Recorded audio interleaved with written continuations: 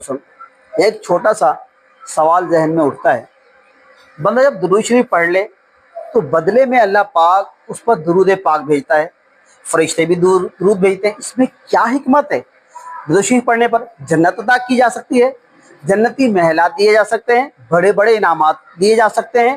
اس کی اور بھی روایت ہے، درود پاک پڑھنے والے کو جنتی انعامات بھی دیے جائیں گے اور درود بھی بھیجا جاتا ہے۔ اس میں کیا حکمت ہے؟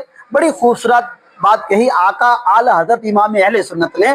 خدا ان کو کس پیار سے دیکھتا ہے، خدا ان کو کس پیار سے دیکھتا ہے جو آنکھیں مہو لقائے محمد صلی اللہ علیہ وسلم۔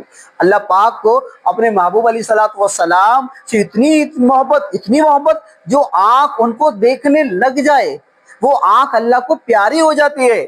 جو زبان درود پاک پڑھنے میں مصروف ہو جائے وہ اللہ پاک کو زبان پیاری ہو جاتی ہے۔ جو دل ان کی یاد میں بس جائے اللہ پاک کو وہ دل پیارا ہو جاتا ہے۔ پیارے اسلام بھائی، لہذا بندہ اپنے محبوب علیہ السلام پر درود شریف پڑھتا ہے تو اللہ پاک کو بہت پیارا ہو جاتا ہے، اور آپ خود بھی، اللہ پاک خود بھی رحمتیں بھیجتا ہے، فرشتوں کی بھی ڈیوٹی لگائی جاتی ہے۔ جب تک بندہ درود پاک پڑھتا رہتا ہے تب تک اس کے لیے دعائیں ہوتی رہتی ہیں۔